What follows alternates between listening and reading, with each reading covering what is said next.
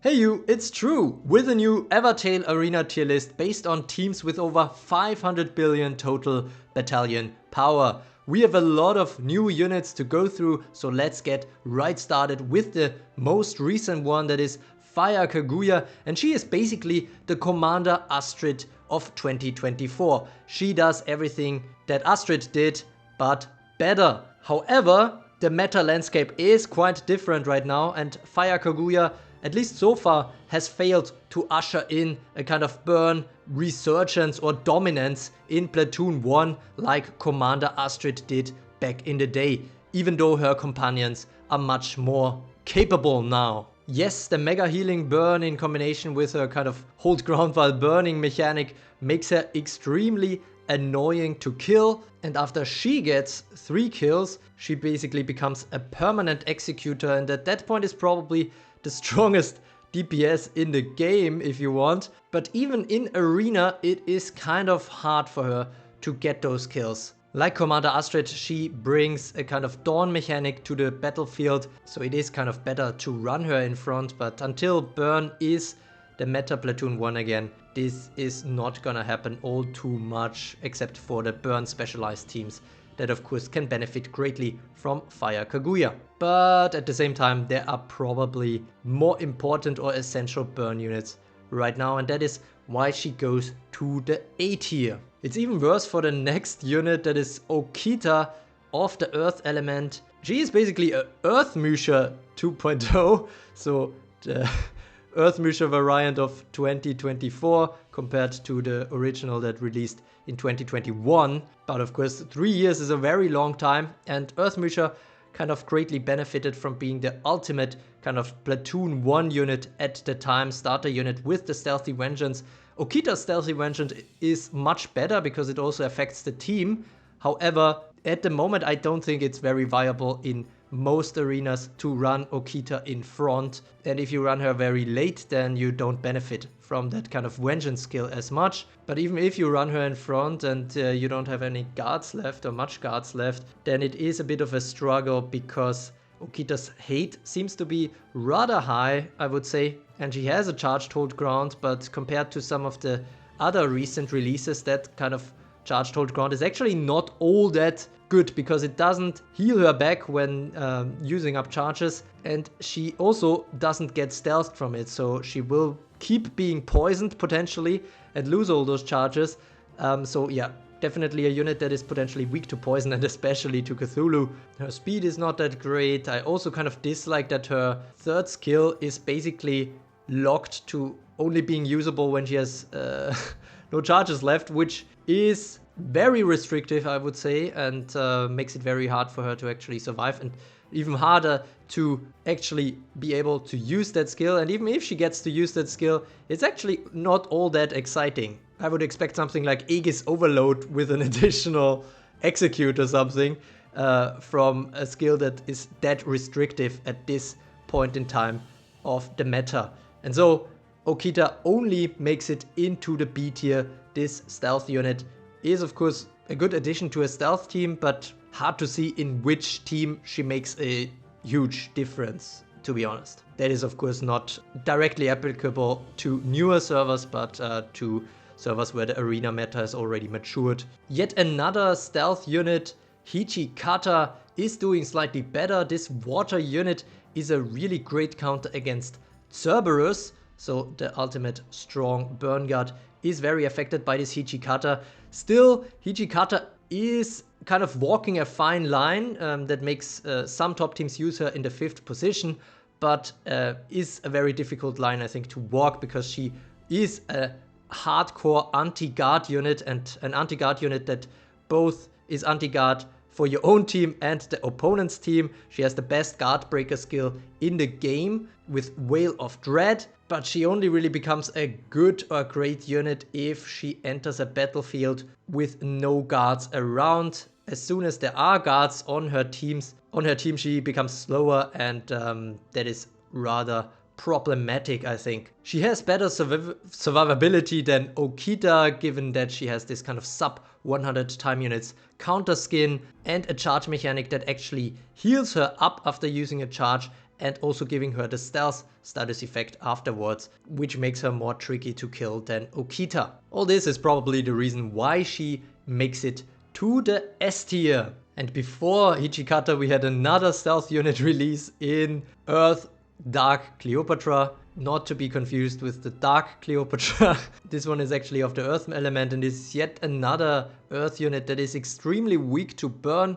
Luckily for her, burn even after the Fire Kaguya release is still not that dominant in Arena right now. And that helps her to kind of become a rather effective crowd control unit. I mean, she has the super high armor that really helps her against non-burn teams. And once she gets rolling, she is really something to behold. I mean, that kind of dread serpent attacking all and dealing a lot of damage. A lot of cursed sleep and mega poison flying around as well. And then there's also the new introduction of lethal poison, even though it is a little tame, or seemingly a little tame at first, with the kind of 2x damage multiplier from the normal poison. But yeah, thinking back about how Mega Poison was first introduced in Earth Arena back in 2021, they also, Sigza also tried to kind of slowly ease into that new concept, not to make it too overpowered at first. At first, Mega Poison was only available as a Mega Poison Revenge, so that was basically once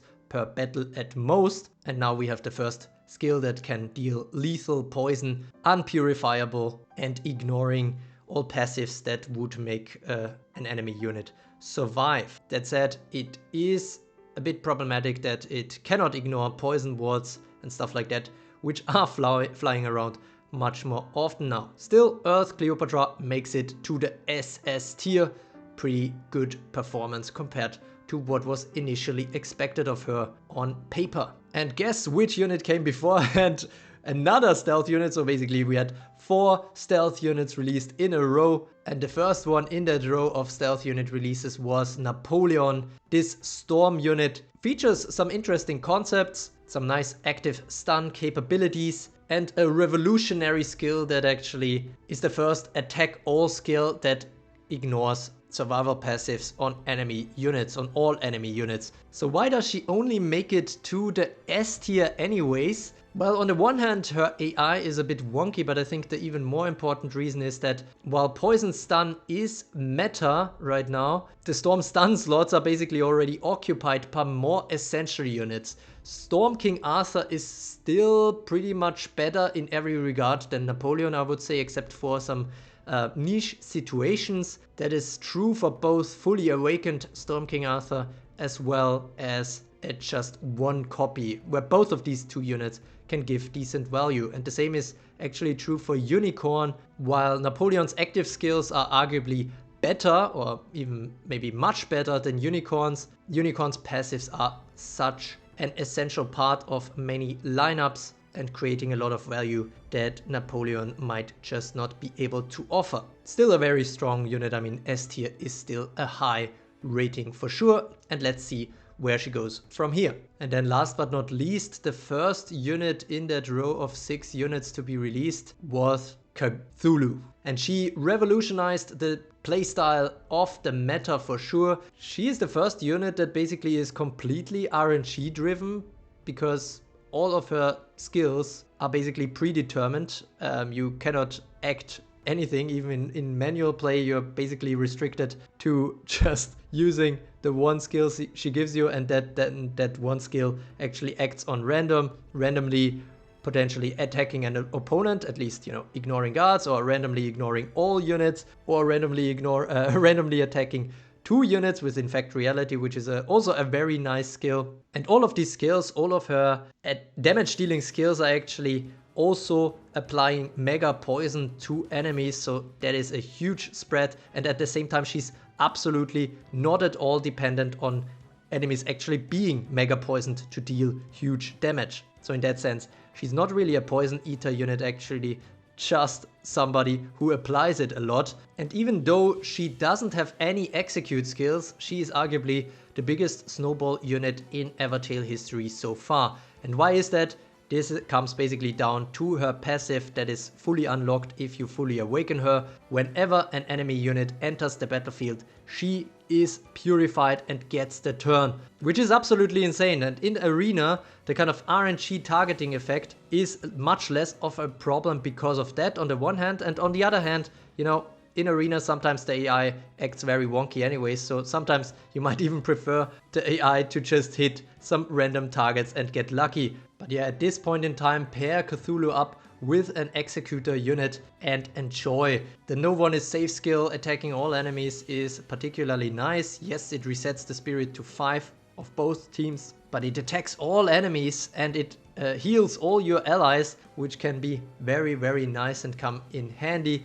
And it doesn't even end with all of her attack power and her snowball power, because if by chance, you know, she has very good survivability as well, which comes on top of all that. But if by chance you kind of trigger her death, but not with an execute skill, which is when she has 0 charges and gets damaged by an attack, then she enters the warped reality and is becoming a 100% guard for 200 time units with 90% damage reduction and healing back up whenever she gets hit to 1 HP. Healing back up to 100%, that is. So somebody like Musashi is also absolutely struggling to take her out. And it doesn't end there, because whenever she gets the turn, she mega poisons all enemies and hypnotizes one enemy if there is no enemy hypnotized at that moment. So that means she is still contributing heavily to your team if the rest of your team can do some good stuff in the meantime. All that is to say that she absolutely earned the SSS tier spot in my tier list. And I hope many of you got her after watching my review on her when she was available. Now that we have all the new units sorted, let's go through the other tier changes quickly. Only at the very top we have quite a few changes, but other than that, the tier list towards the lower tiers stays stable. First up, we have a drop of Water Sleeping Beauty. She goes from S to A tier, and it is easy to say why, because she is very, very vulnerable to poison and especially to Cthulhu, and sleep in general is kind of being pushed back right now, I would say. Poison, stun, and all the wards and purifications going on are just a bit too tough to take right now. And so for the same reason, we see Otohime go from S to A tier. Also another water unit, also another sleep unit, a normal sleep unit that actually has a very nice entry effect, but I just mentioned it. We have so much auto purification and wards going on right now that Otohime is also struggling to get kills, and she was always kind of on the lower end of survivability. The same isn't true for Earth Kaguya, but she is also very much struggling against poison and especially Cthulhu. Her throwing around Cursed Sleep is still nice, and burn isn't as prevalent as to make that her kind of value proposition completely impossible. But yeah, time stops for no one, and so Kaguya also goes to the A tier, joining her fire variant there. On the plus side, and this is maybe partially due that fire variant of Kaguya, we see burn units rise a little bit. We have Lubu going up. This kind of burn stun unit is definitely somebody to look out for, and she goes to the S tier. She kind of has the ability to keep opponents perpetually stun locked and then hopefully pull off a powerful execute Scorched Earth skill, but only every 200 time units. Another super strong burn unit that goes up is Mordred. She has the gift turns, the counter skin, the kind of burning blood that makes her also very annoying to kill, and a Crimson Sting attack that is very, very potent, even though she doesn't feature an execute skill. And last but not least, the very best burn unit right now, it is the Burn Guard Cerberus. Also usable sometimes in hybrid teams, even though there is a danger of stunning your own team, but given we have more and more stun wards and gift turn possibilities, that can be worked around, and at that point she is somebody that all the earth units you potentially face must definitely fear. I said it before, I think Cerberus, in terms of her abilities, her passives and her active skills, is the very best guard in the game in my eyes, but given that she is restricted to burn teams and burn teams are not performing at the highest level, at the best level in Arena right now, she has to make do with S tier for now. So we basically had some exchanges from S to A and A to S tier, and at the very top level we have some other demotions. First up, the first Dark Cleopatra, not to be confused with the Earth Dark Cleopatra. She's going down to the SS tier, still a great disruptor, and the whole kind of imposter mechanic with the banish is great, but her speed, while initially not being a huge problem given all that she starts the battle with, is now a bit of an issue given that Cthulhu runs wild. She's also, even though she's also a poison unit, not ideally combining or synergizing with Cthulhu, because Cthulhu kills off all her imposters, which are kind of her lifeline. That said, still a very good unit, but dropping to the SS tier. The same is true for a long-time #1 unit. Water Anya actually drops from SSS tier after nearly a year in SSS tier. Still a very, very great unit, but mostly in later arena platoons now, with the power barrier, with the whole support thing and elemental circuit going on. But I already mentioned that sleep is being pushed back, and while Water Anya is the most universal sleep unit in the game right now, she is also affected by part of her skill set not being that great anymore. The forced sleep 2 was always kind of great, but now it seems like it's much more easily countered. And interestingly, also her light counterpart, Light Anya, drops for the first time I think in nearly 2 years. So for 2 years Light Anya was basically the top tiered guard unit in Evertale. Now she drops to the SS tier. The recent releases in Cthulhu and Unicorn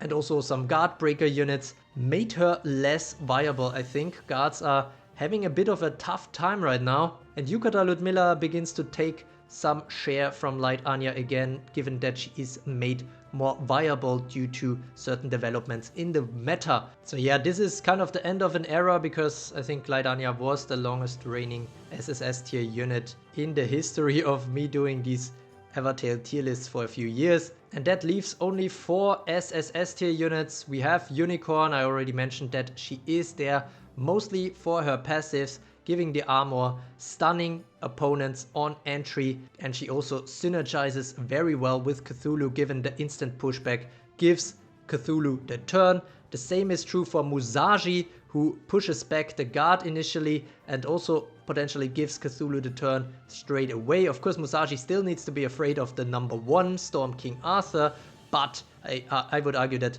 Musashi and Cthulhu are really a very, very nice combination, since Cthulhu can put a lot of potentially strong units to hold ground, at least to hold ground plus or to a very low HP count, and then Musashi, even ignoring guards, can clean up with the absolute zero, just giving another turn to Cthulhu through killing that unit. But of course the #1 unit, and well, barely the #1 unit, because Cthulhu was really, really close in terms of true power, is still Storm King Arthur, with the complete set of having 5 easily resettable hold ground pluses, all these kind of wards that are constantly being refreshed and kind of help her to not be slept or sleeping while being on that hold ground plus to reset it as well. The auto stunning whenever you kill units, whenever she just gets the turn, is very, very nice. Of course, only affecting enemies that are above 50 time units, but that is a rather low threshold. And then she has the execute skill, the Regal Wavemaster, which is especially potent against stunned opponents, but it is not necessary, because she can also use it if the enemy is very low to you. Then it doesn't deal much damage, but sometimes you don't need much damage, you just need to finish off an enemy unit that is at low HP. So that's it. Here we have the new tier list based on 1000 teams from around the world, from Japan, from Asia, from Europe, from the Americas. Everything is taken into consideration to bring you this tier list that is as objective as can possibly be in Evertale, I would argue. It takes a lot of time to collect all that data and analyze that data and ultimately make this kind of tier list video, so I would really appreciate it if you could hit that like button if you found it helpful. Consider becoming a true supporter with the link in the description. You can soon find an image version of this tier list on my Discord server, also linked in the description. And as always, thanks for watching.